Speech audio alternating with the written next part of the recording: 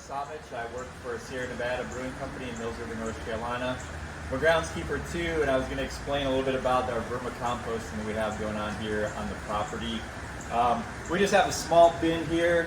There's probably some slugs and some worms in here too, but we just kind of have this bin, and over the season or the year we've been putting in different scraps from the property, either grass clippings or just different stuff we're cutting off the property, or even just apple cores from our lunches and such.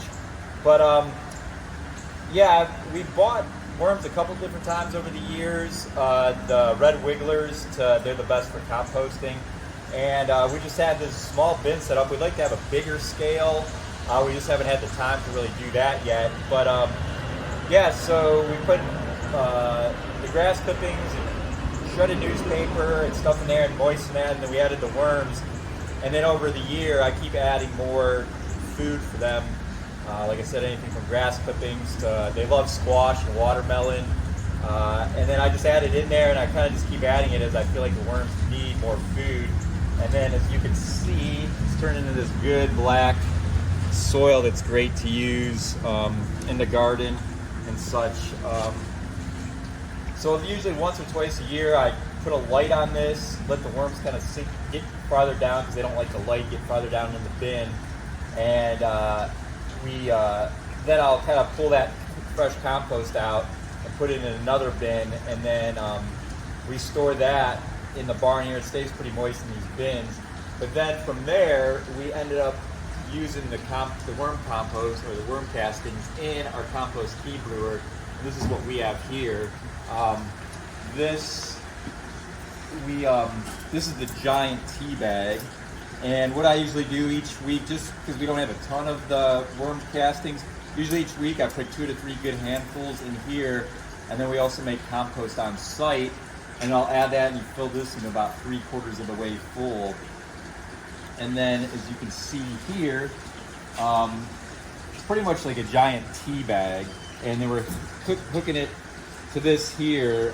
This just clamps on to this, and it's aeration, so we fill this up with water, 200 gallons, and we hook the tea up to, or the compost up to it, and then we turn on the fan, and it circulates water through this.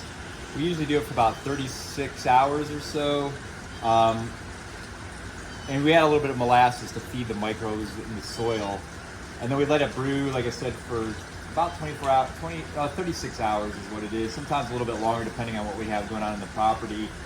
And with that, it makes 200 gallons of compost, just with aerating it. And every once in a while, you got to come in and kind of squeeze this bag to kind of let out any air that's trapped and not letting it circulate enough.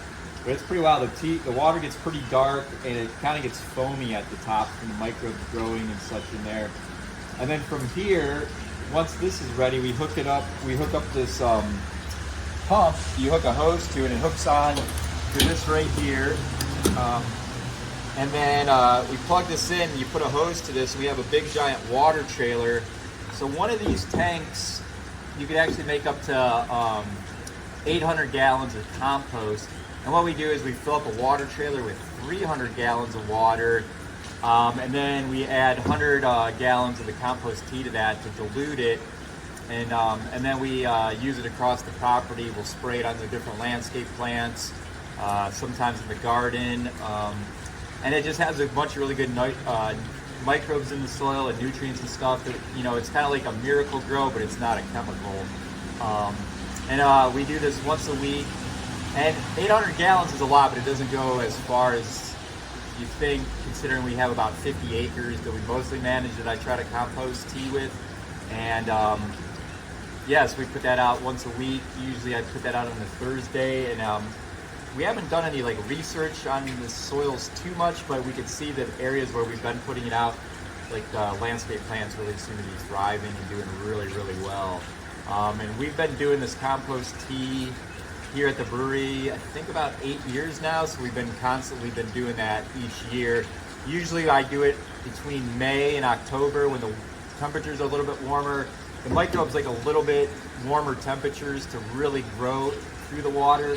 We can do it inside, but this thing's kind of a little bit loud and a little bit annoying, just the sound of it. So I mostly do it in the warmer months just because being in the water, I don't want to be freezing cold, dealing with all the dampness. But yeah, so we do it once a week for those months. So we're seeing some good results, and yeah. And what plants do you spray the tea on? We usually do it on the landscape plants. We have a lot of ICAW, dog hobble. There's heathers out front. We have a lot of wildflower banks going as you're driving up to the brewery, and it will spray it on there. The rhododendrons, just any landscape tree or bush or wildflower that we have on the property. And I try to hit them all. Like, I try to kind of keep a schedule in my head of what I've hit, or maybe what's struggling a little bit in the landscape, and I'll go back and hit those areas. And with the tank we have 2 different size hoses. You can use a garden hose, which you can hit individual plants really easily, but usually 800 gallons takes like an hour and a half to 2 hours to completely put out with the regular garden hose. But then we also have a bigger hose that's probably, I don't know, maybe 2-3 inches in diameter that we could use, and it'll spray out really hard and fast, and that can go out in about 20 minutes. So it depends on where I am on the property and how sensitive the plant is or how small it is. A lot of times I use that bigger hose just because it's a lot easier and quicker to put out, and I can cover a bigger area. But it is nice having that garden hose because you can walk up to each individual plant and really water it in really well without blasting it with that bigger hose. It's amazing how fast it comes out. So. And what's one lesson learned that from doing this that you'd want to share out? One lesson learned. I guess a lot of it is just planning ahead of like making sure you got everything set up and ready to go each week, and having like a set schedule of where you want to, what you need to hit. I would say that those are probably the biggest things that I would really pay attention to with doing it. But yeah. And how long again have you had the worms? We've had the worms, I think, as long as I've worked here, so at least 8 years, maybe even a little bit longer. And have you had to buy new worms since you've been here?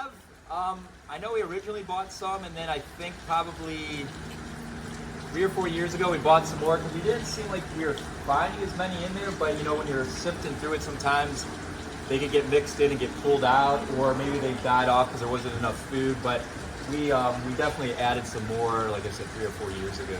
Cool. We bought them from I think there's a main website. I think it's I forget what it is right now, but I think they come from California, but they're the red wiggler worms. So with the worm composting bin, you can kind of use all kinds of bins. We picked this size just because we could get quite a few worms in there. But pretty much what you want to do is get a bin. One, I think on the bottom of it, we do have a couple holes drilled to let some of the moisture come out. They're kind of hard to see right now, but we do have a few, I think 6 holes drilled in the bottom, and that's just to let any moisture out of anything you put in there. You know, even though the worms are breaking it down, you know, some of the products that you put in there are like vegetables, they're gonna have moisture in it, so it leaks out.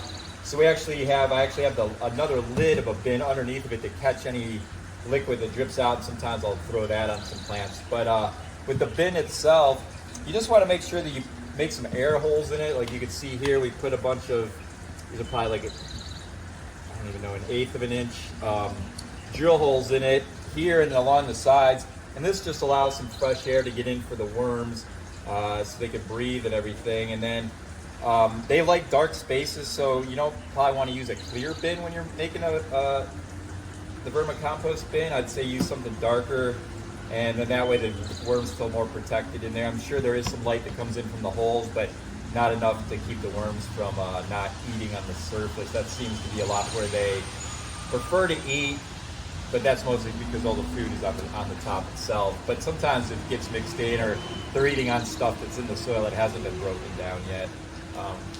But yeah, it's pretty easy. You can use kind of any kind of bin, or you can get creative with some other stuff too if you wanted. I'm sure there's a lot of videos out there online to find making some different worm compost bins.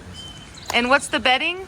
The bedding, we started out using like a bunch of damp shredded paper and straw, and then I'll randomly add that in there as it's needed, and especially if I pull out the the worm castings and need to add some new stuff, I'll add that into there, and then sometimes some grass clippings, and then just a lot of anything that we put in there vegetable wise. It's kind of what they enjoy. So cool. And what other critters can make their way into the bin? Definitely slugs, and I'm not sure if like they, from some of the soil or compost we put in there might have been some eggs of the slugs or whatever. Sometimes you get some white flies. You get those earwigs in there. They just randomly, they kind of just show up. I don't know if they're hatching out in there or if they're finding their way in there just because they're attracted to what we got going on. And then what was that other one you said? Thrips? Is that what we were seeing in there? Or springtail. Springtails, yeah, that was the other one we were finding in there. So, yeah, it's kind of our own little ecosystem in the worm bin.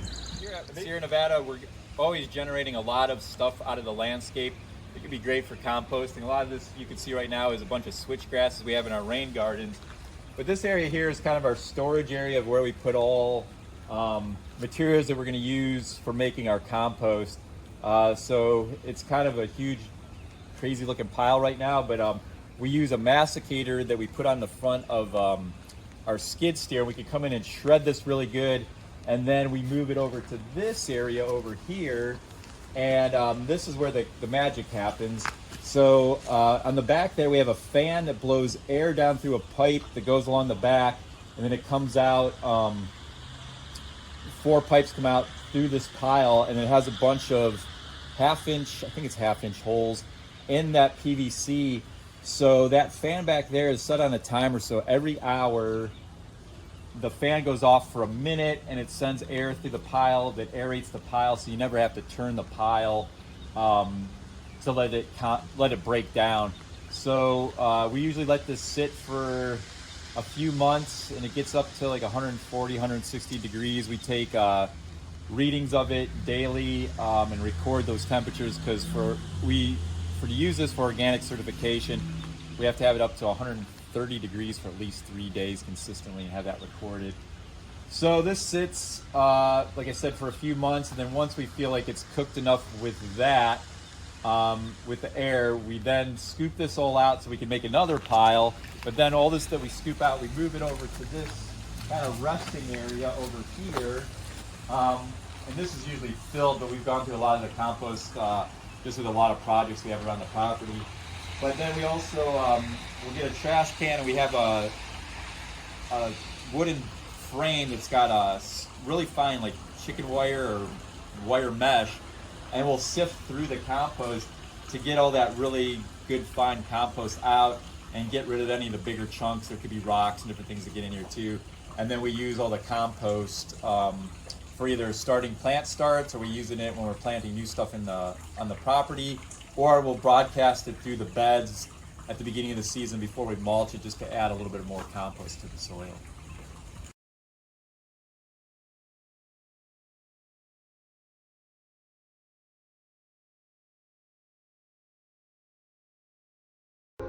Let's repot these fiddly figs. I will also be sharing with you my soil recipe, so follow along for details and get ready to screenshot. Not yet, but later on in the video.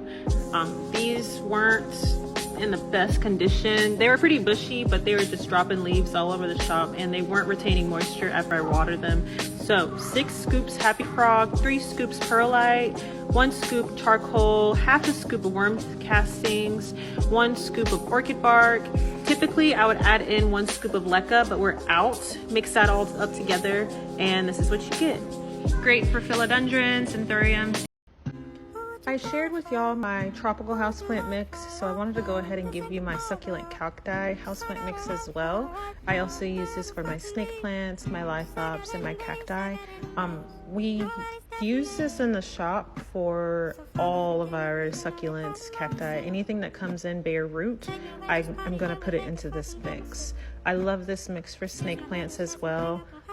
As you can see why, I'll show you my big boy snake plant. This guy is thriving in this soil, and I am not changing.